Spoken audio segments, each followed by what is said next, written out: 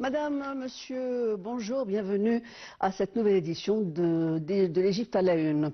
On commence par l'actualité présidentielle. Le chef de l'État, Abdel Fattah al-Sisi, a souligné qu'il suit de près les développements de la situation ou des développements positifs des négociations en cours pour parvenir à une trêve dans la bande de Gaza. Je rappelle que le chef de l'État a appelé toutes les parties concernées à redoubler d'efforts pour parvenir à trouver une solution qui mettra fin à la tragédie humanitaire du peuple palestinien et qui achèvera l'échange des otages et des prisonniers. C'est ce que le président a écrit sur son compte officiel.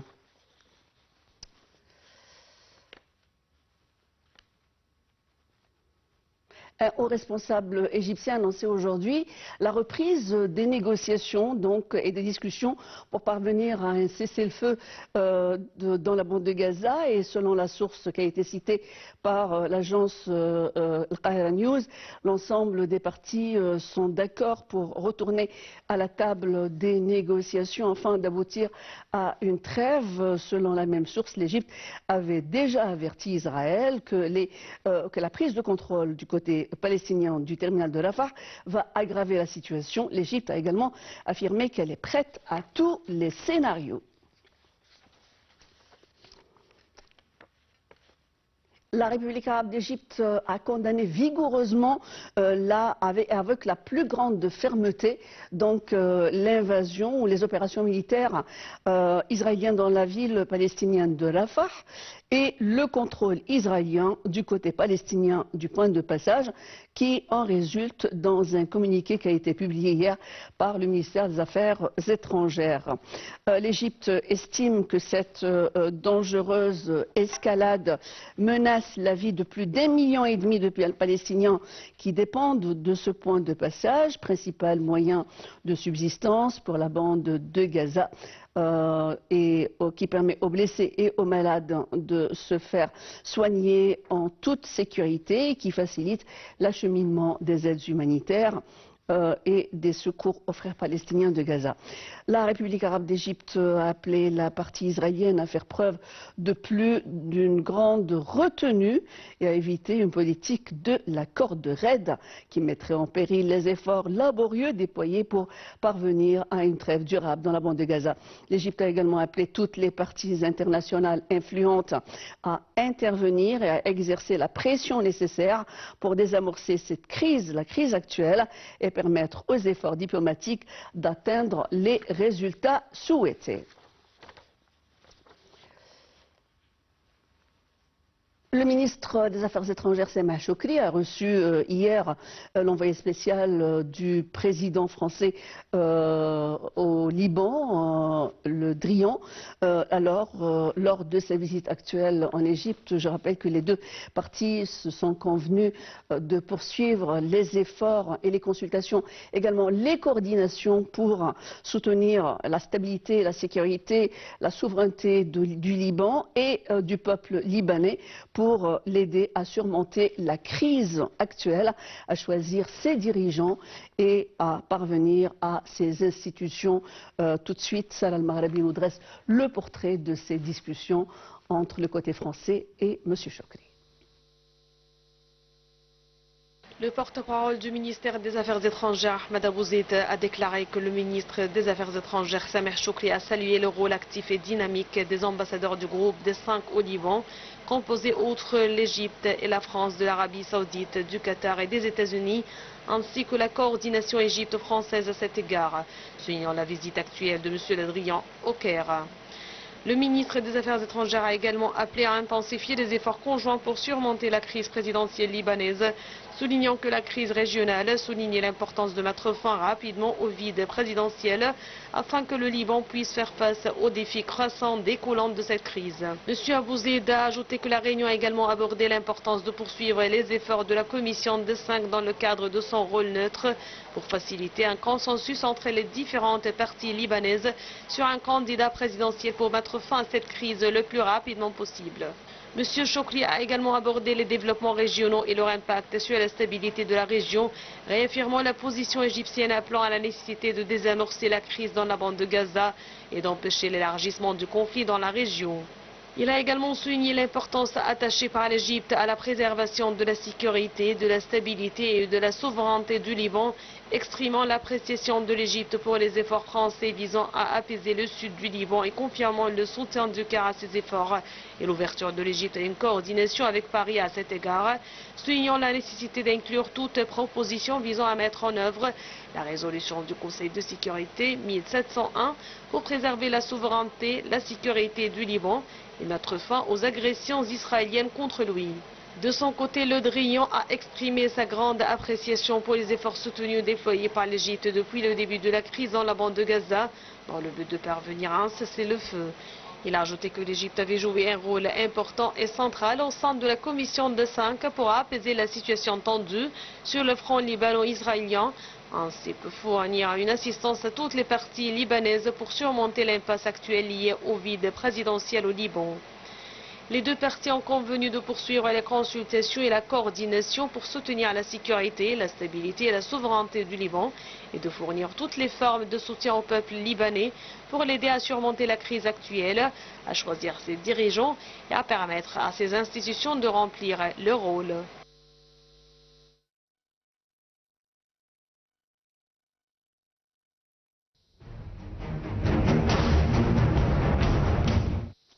Toujours à la une de l'actualité, le ministre des Affaires étrangères, Sameh Chokri, a averti et a mis en garde contre l'escalade de l'invasion israélienne dans la bande de Gaza et surtout à Rafah, qui constitue le dernier refuge sûr pour plus d'1 million de Palestiniens, ce qui mènera à une catastrophe humanitaire sans précédent.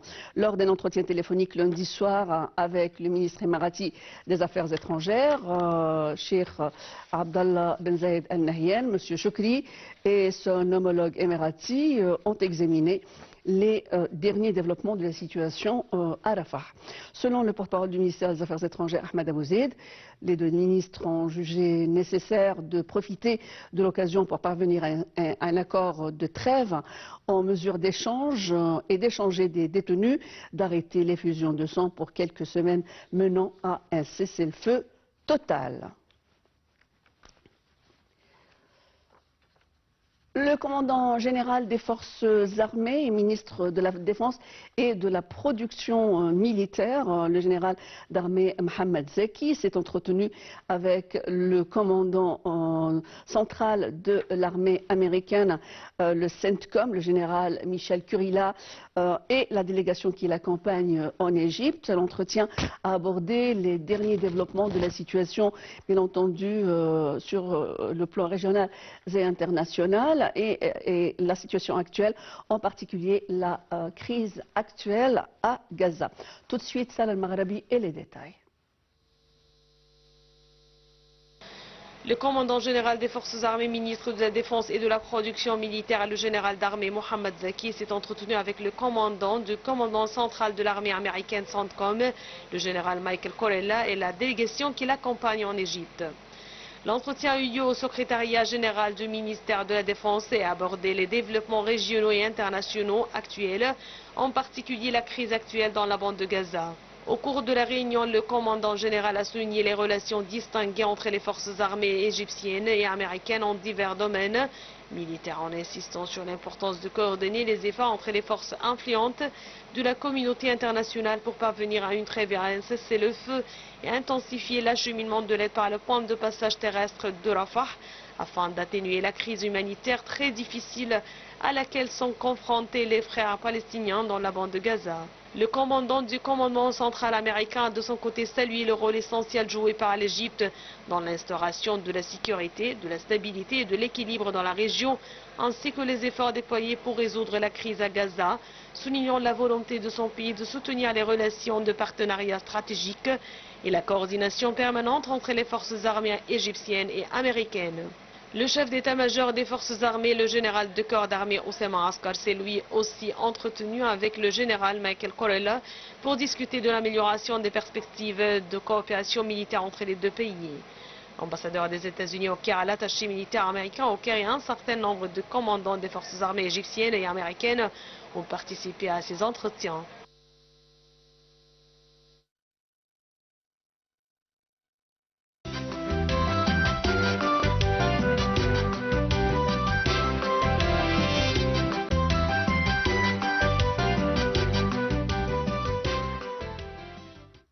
Cette fois-ci, à la une de l'actualité économique, c'est l'agence de notation Fitch qui vient de réviser la note et la perspective égyptienne pour la transformer de stable à positif.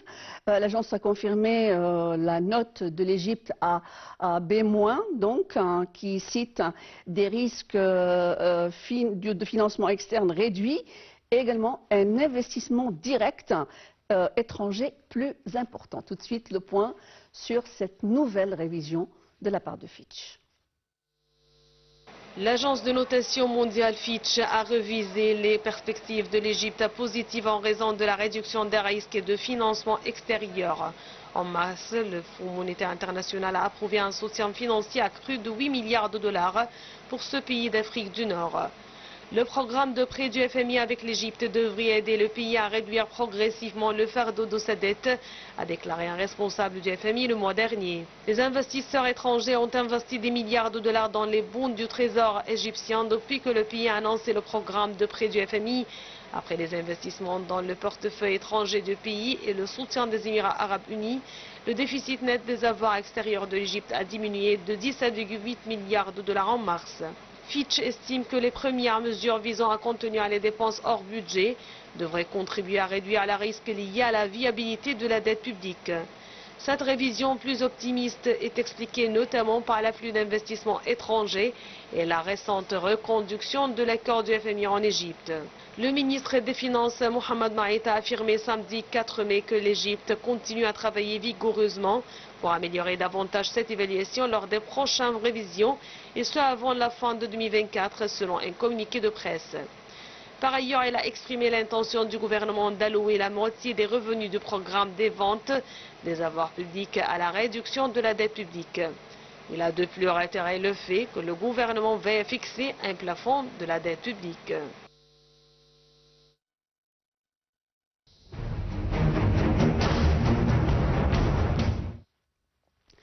Le projet de développement de Ras Al-Hekma avec le Fonds monétaire international FMI ont permis à l'Égypte de se procurer donc une quantité suffisante en matière de devises étrangères.